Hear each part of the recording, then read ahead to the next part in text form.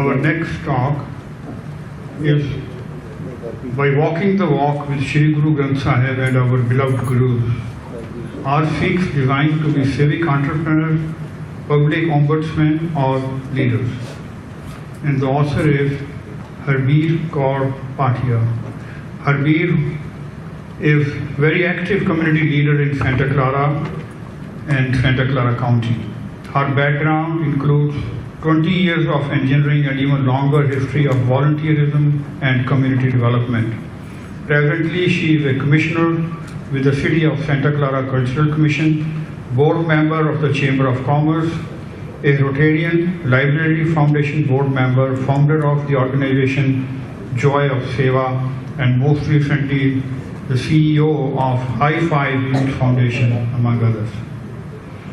Harbir was recognized as a community hero by the state of California and was given a Women's Empowerment Inspiring Achievers Award. I would like to now invite Harbir and present this talk. Thank you.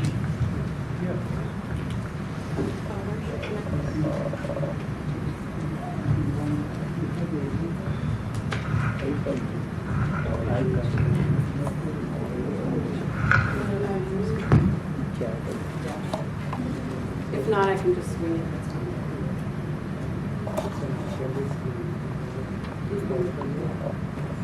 Basically. Okay. I'm just stalling for time, so I'm trying to find things to talk about. It's Harbir Kaur Bhatia, and I feel very honored to be part of this, and frankly a little bit nervous because I've got 10 times smarter people in the room who probably know how to do this better than me. Do you have a Mac specialist, please? Because I'm not Mac. So the reason I'll just get back into this is why I wanted to do this talk actually is perfect.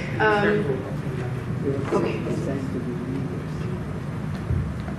Why I wanted to do this is because I just felt it was so very relevant and how much it's impacted my life. And that's very yellow. Okay. So I thought, okay, so why wouldn't, maybe I should share a little bit about why this has come to me, and that is really because it's been completely applicable to my life.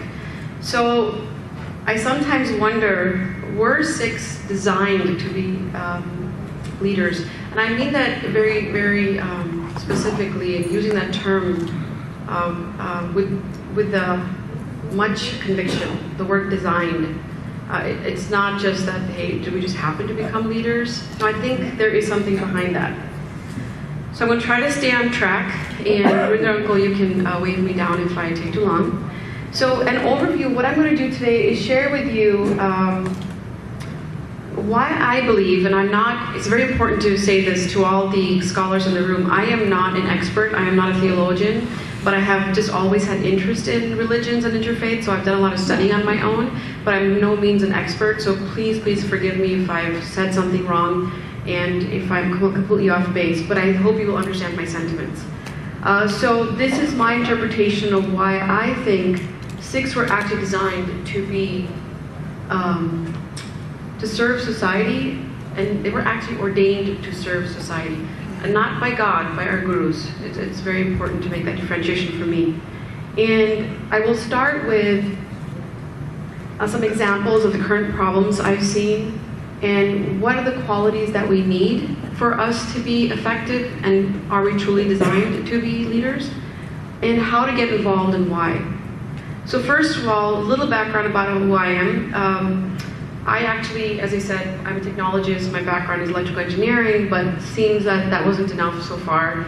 And so after 20 years, I pivoted last year and moved fully into community service so I can stop fighting it, because it just seems like where I want to be. Although I miss a little bit of technology and innovation, but, and since then I've been extremely involved in community. I have like 19 projects running at any given time, which is why I don't have much of a social life right now, but I'm loving it, so I have no complaints. And it has really been, the Sikhi has really been the reason for my choices. I grew up in the Midwest and I came to the West Coast, and I think everybody that's grown up here is sitting on a treasure box because I never had this. So I might have very simplistic views of certain things, but those have definitely, designed or developed the character or my fabric, because I didn't know any different at the time. So as an adult, those are still central to me. So I'm going to first start with some of the challenges of America and why this is so relevant to us.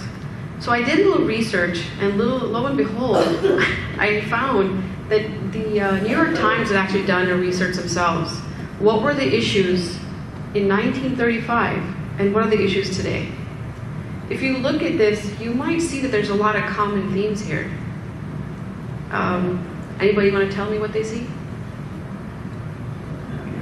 Maybe you can't read it from there? Economy, immigration, dissatisfaction with government. Yeah. And now, where are we today? Yeah.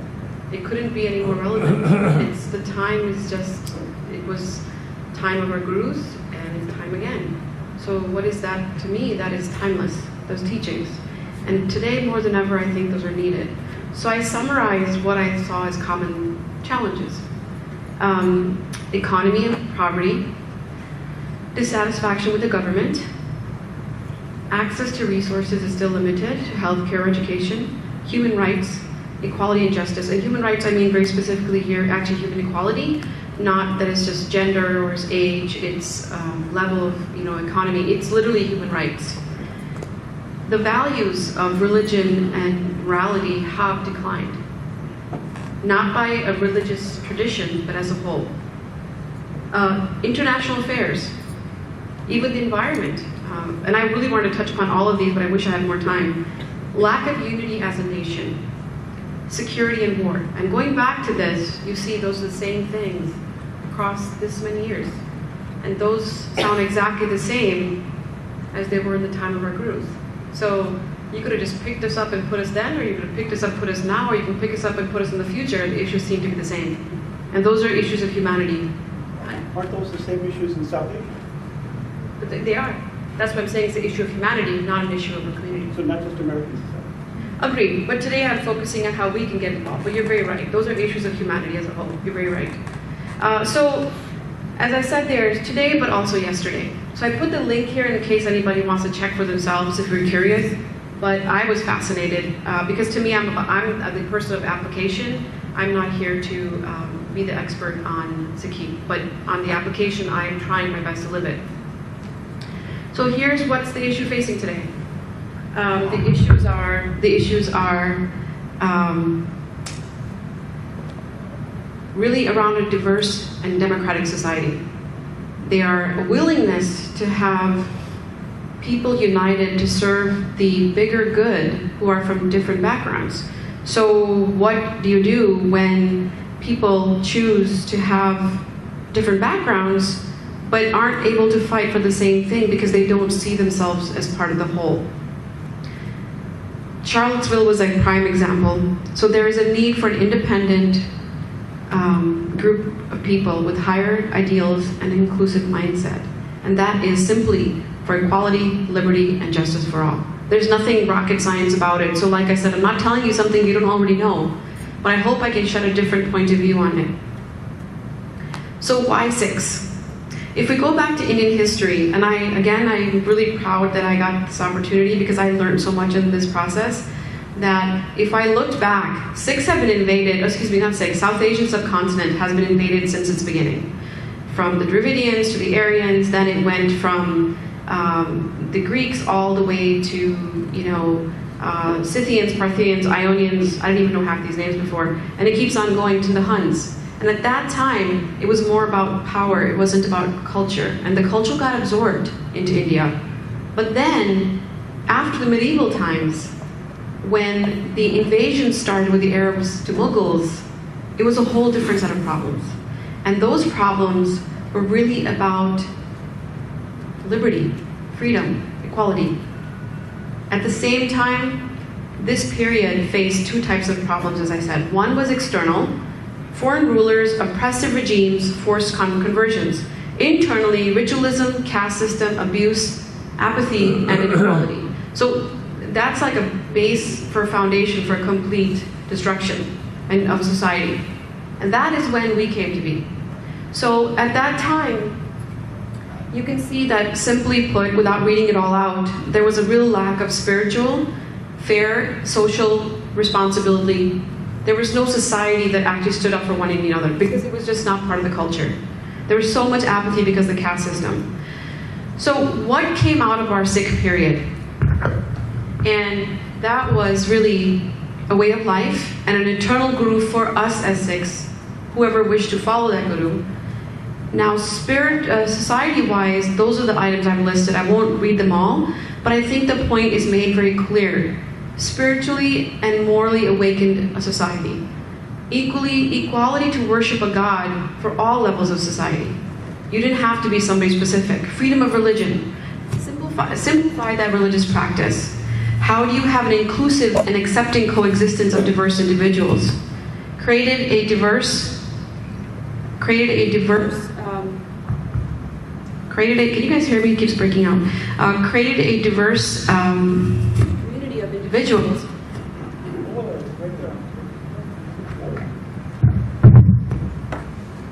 Can you hear me? So I don't think I need this. I have a pretty strong voice. Okay.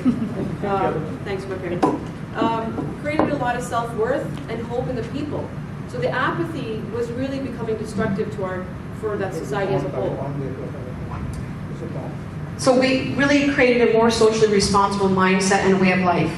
Provided a sense of belonging. You didn't have to be a Brahmin. You didn't have to be, an emperor to feel that you were loved and appreciated. Sikhi said, "You are with us. We're all together." And that togetherness, of course, is experienced with Langar. Empowered and activated the people. Suddenly people got up and said, "Oh my God, I should take care of myself. I have to fight for myself. I don't have to be from the class of warriors." So all in all, it stood up for equality and justice and laid the groundwork to prevent future invasions in that West region. That's really important. We kind of forget that this period, the Sikhs have really become that wall that you cannot come, you cannot take advantage of us. Yes, you're welcome, but you cannot take advantage of us. So that is the kind of background. And so this is where I say that's how the Sikh character was formed, which is why it's relevant today. We should see everybody as equals. Courage to act. Guru Nanak Dev Ji was probably the most courageous person and charismatic person I can even think of. To go and tell people that you're wrong to their face and not start a war, I mean, that's pretty impressive, right? That's charisma. To challenge the norm, to work under the hukam, think practically, innovatively, and independently, to stand up and defend for yourself and for others, to care and serve, to be inclusive and accessible. And here's accessible. In the times of our gurus, no matter who you were able to get time with the guru to speak, to share your thoughts. You had access. Can you imagine that today? We cannot. It's just not possible. First of all, it's not probably practical, but it's also not possible. To work hard and have value for excellence, because if we didn't have the resources, we couldn't do what we were doing. So the value of hard work is not just, hey, just do hard work. It's really that you actually can't also provide if you don't do hard work. You must excel. You must have the resources to be able to put into action the things that you truly believe.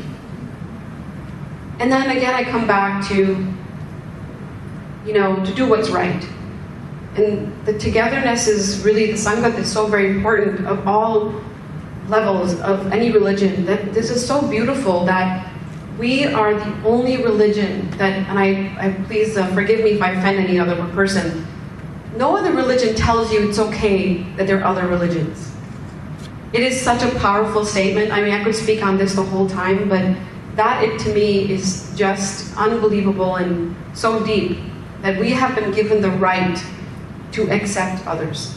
We have been empowered to welcome them, to have the dialogue. So it comes back to stand up for liberty, equality, and justice for all.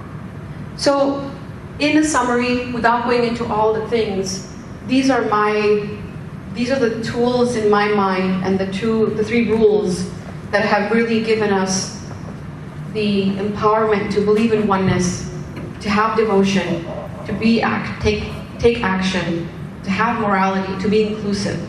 And we've been given tools like Guru's Vani, the Brahat, our Sangat, the Sakhis of our Gurus, the 5 vices, the 5 virtues, the Midi Pidi, it just list goes on and on and on.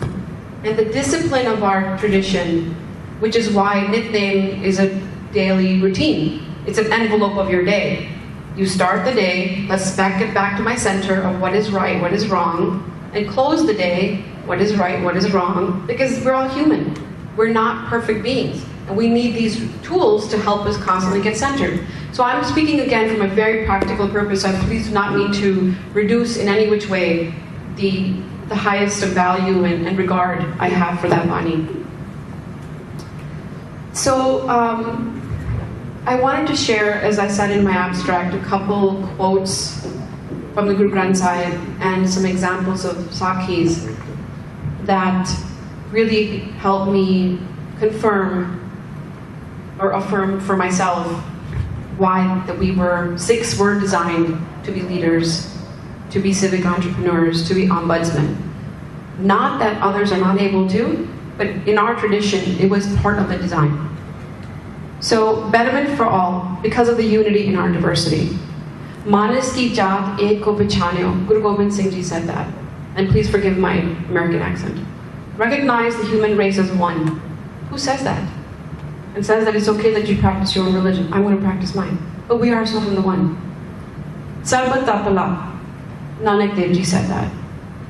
We look for the betterment of all.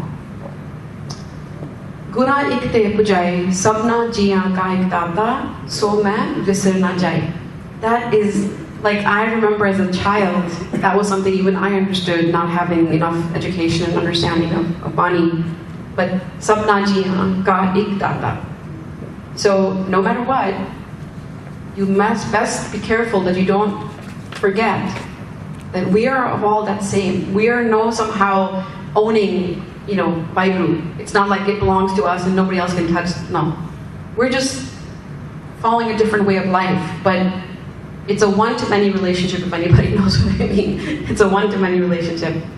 And that is something that is so very powerful. Finding and standing for justice and equality, irrespective of your level. I won't repeat this again because we did it in the last presentation, but I think you get the point. The next one I don't think was mentioned, so I'll mention it. Jaat paat nahi puche, sach kar le pasaye. Sa jaat sa paat hai, jaise karam kamaye. You are made by your actions, not by what you either were born into or what you own. Doesn't matter. You can't take it with you, so it doesn't matter. Sura so pehchaniye jo lade teen ke het, purja kat mere kabhu na jane khet. These are actually copied wrong, so I apologize for that. The translation that I understood out of this is that this is a badge of true soldier. That we must fight with our words, with our voices, with our solidarity, with our action for justice and freedom. There's no one else that's going to come and do it for us. If not for ourselves, let me say if not for everybody else, at least for themselves, right? So I thought I'd share some stories that really spoke to me about this message. So I wanted to find the examples in Gurbani. There's so many more, but I didn't want to go and give you the long list. So I thought I'd just complement it with a few Sakhis. This one, of course, everybody knows as a child. Whether I can prove it or not, it is irrelevant. The fact is, it has a very strong message. The Sakhi of Bailalo and Malik Pagu, that Guruji was traveling and came upon a town, and when he met the local, landlord, he was invited to come to sit with him and share a meal. Because people had to heard the stories of Guruji. So he went to Bailalo and asked him to join, who was a carpenter. But the choice became, would he eat with Bailalo or would he eat with Malik Pagu? So without going into much of that story, which I'm sure most of you know, Guruji finally says to Malik Pagu, I cannot eat your food because your bread is ill-begotten, has been made with the money sucked from the poor. What does that teach us? That teaches us about the morality behind our actions. And it isn't about wealth. Nobody's saying don't have it. It's saying how you got it matters. And standing for that matters. And if you notice in this, Malik Bhagwat was supposed to be a very rich man. Guruji didn't have any doubt that he's his equal. That he can tell him, and with courage, that that is wrong. There's no fear there. Without making it too current. Is anybody in the administration right now willing to tell Trump? No. I mean, that's the point. There is not supposed to be a hierarchy. When something is wrong, it's just wrong. And that is the beauty that Sikhi has given us. We're allowed to have that courage. We've been empowered to have courage against wrong. And I don't think we think of it that way. We've actually been empowered. We've been given like this key. Here, go ahead. I've given you the approval. Then, of course, the story of Guru Har Gobind Ji and the 2052 princes, which I'm sure many of you know. But what I wanted to share with about this was equality. He didn't see that they are only the poor. In this case, there were princes who were unjustly treated. So it wasn't about just the poor. It wasn't just about the Sikhs, Hindus, Muslims. It was about it all. That any person of any level would receive the same fairness. And we would fight up against that wrong. Fight against that oppression. That is what mattered. This was one of my, I love this story. My dad had told me about this. Sri Har Gobind Kaur. Does anybody know this story? Oh, this is a very interesting crowd. Okay. Sri Har Gobind Kaur was on the River Bias. And it was founded after a victory from the Mughal forces. And Guru Har Gobind decided to create this city or village, really to let everyone know that they had the right to be here. So many people of all different traditions flocked to the city because they knew that this was a place of religious freedom. Can you say that today, that people wouldn't even think? That seems so modern and ahead of its time. But that was 300 years ago, almost 400 now. And so one of the communities, which was the Muslim community, came to Guru Har Gobind Singh Ji and said, Har Gobind Sahib, we don't have the tools, the resources. We're not able to make a masjid for ourselves. Can you help us? I mean, to know that they have that much trust in him, that they could come and ask without doubt, is so powerful. That's a great story. And he didn't say, come to become like me. He didn't say, this is what I judge you as. Are you a good Sikh? Are you a bad Sikh? Are you Muslim? Are you not a Muslim? Are you a Hindu? No, none of that mattered. He knew that they had the right to be free and to practice freely. So the Sikhs and the local Hindus got together and made this masjid, which is now called Guru's Masjid, depending on where you're from. This is just a beautiful story. The last one I think I'll bring up for now was Guru Tegh Bahadur. Again, comes back to equality, and the purpose of our life in some way is fighting for justice. Guru Tegh Bahadur Ji, was received and met by the Kashmiri Pandits, who said, the Sikh tradition was born to protect mankind. That's what they said. And mankind, that was evil. So Kashmiri Pandits felt that Aurangzeb had really only one mission, and that was conversion. So he asked, could you please do something about this? And this is not rocket science. The point is, look at the impact here. He knew that was wrong. He put his life on the line to stop that from happening. And what did he say? That if you can convert me, then you can convert everybody else. But they couldn't. He gave up his life for that. That's powerful. So I think that is really, there's so many more stories to say that I just wish I could share them all, but then you already know them, but I just want to give you that different point of view. that we have been empowered. We have been given the tools and the opportunities, and by history have been designed to do this.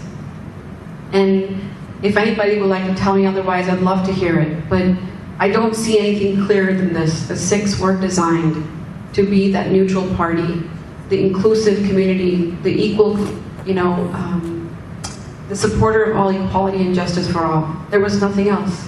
And we have done it in so many ways. Guru Arjan Dev Ji included the banis of so many Bhagats, Muslim and Hindu. I mean, why? He didn't have to. But his point was that it isn't about you versus me, it's about us. And so now I go to a couple of ideas of roles that we can take, and I'm going to start with this statement. It isn't about me, it is about we. To me, that is Sikhi. So, having been involved now in, now I won't say government, but public sector for some time now, because I've been working with projects on years, I would like to share this set of examples with you. We need leaders at the state level, the city level, and the federal level, of course at the county level, because the neutrality and fairness is what we can bring to the table. We don't have bias that, I should be celebrating Muslim American Awareness Month or not. Should I celebrate Latin Heritage Awareness Month or not? No, we would actually say we should celebrate it. Those are very practical examples I'm giving you that we can bring to the table, and we need to bring to the table. We are truth-driven, and truth is of the highest value. Truthful living is above all. There's nothing more you can say to somebody that, why we are so ideal for such roles. Because we are people that people can trust, or supposed to be at least, if we follow the way of life. A civic entrepreneur is a concerned individual who finds innovative solutions for public good. I don't think we have often thought of that. People think you're either a politician or you're a private sector person. But civic entrepreneur brings the best of both. And I think we as a Sangat that is so engaged really need to engage this area. Civic entrepreneurship is something you all can do. You don't have to be a public leader, you don't have to have a degree in politics, you don't have to be an engineer, but you do have to care. That is the underlying requirement. And an ombudsman, the T is there to test if you're reading. Ombudsman was something that I was told recently, and I didn't know what this term meant, because I've been asked to attend a lot of meetings as the safe person in the room, the fair person in the room, between politics between my city and developers who are developing big giant buildings. There's so many agendas. They said, who can sit in this room as a trusted person we know will be honest and fair? So I've been dragged around into meetings, and I feel like a very overpaid secretary, but that's what I've been doing, because they know that this person is from this community and they're trustable. That's huge. That's an ombudsman. So, in summary, I'm basically 2 minutes over, I think. Sikhi was designed to be the social activist. There's no question in my mind. Our inclusive and unifying view of humanity is a key to fundamentally bettering society. It's all about multi-faith, multi-religious, multicultural, multilingual. It is all in Sikhi's teachings, from the Bani to the Bani to the Sikh Sakhis to the Rahat and to our Sangat. And the biggest message that Guru Nanak Dev Ji I've taken away is courage. Because you have to be fearless. It's okay to be having fear, but you do still have to act. And for those that don't know, Sikhs have been in the United States since 1906, and some believe since 1897. So this is as much our home as it is anybody else's. And it is so important for us to partake in today's world with the gifts that we were given. And those gifts are empowerment and a design for a fair and honest leadership. So with that, I leave you that our teachings are timeless. And here is the lines from the Declaration of Independence that really, really reiterate why for us it's important to be involved here. For liberty, for justice, for all. And when governments fail you, you're allowed to stand up and rebuild. Vaheguru Ji Ka Khalsa, Vaheguru Ji Ki Fateh. Any questions? If I have, we have one question. Is there anybody else with questions? I have not seen more or any hands. Okay, just one second. There is one question here.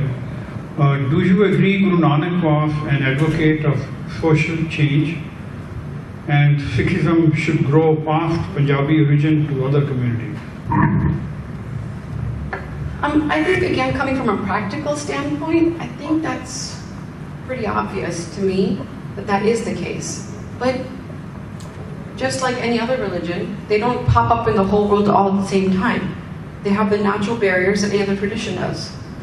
All the Abrahamic traditions, starting from Judaism, Christianity, Islam, started there, but they didn't start in, Brazil at the same time. They didn't start in China at the same time. That's just not practical. We can't control it, but I will say that the message is universal. So if a person chooses to follow the Sikh faith and be mindful of the Sikh faith, then we have the right to do that. But that doesn't mean that teachings cannot be adopted, and they have. So many Muslims consider Guru Nanak their beard. The same with Sindhis, same with Hindus. It's not something that we can own. Thank you. And Gurudari, you have a question? There's sometimes a practical problem for government officials. Yeah. That there are too many groups which are vying for attention and some treatment, like the celebration of their different festivals and so on and so forth. And sometimes there are too many, and it becomes impractical to do everything. How does one address those issues? So that's a good question. How does one prioritize? How does prioritize, yeah. We did a strategic planning session to bring it to become practical exactly, and we looked at the fact that in Santa Clara, 60% are minorities. 30% are, let me go back, 30% are from Hispanic background, 30% are Asian, African, and others, African American, which is roughly 2%. 30% are whites. So we knew right there that programming is not relevant. So first thing was to help us align ourselves that, do we even need to be doing this? Is it required? That was a yes. Now the question was, what do we do? There were people who were against this. So why should you be celebrating these different traditions? And we launched something called the Commemorating Months. So every month, a different community would be celebrated.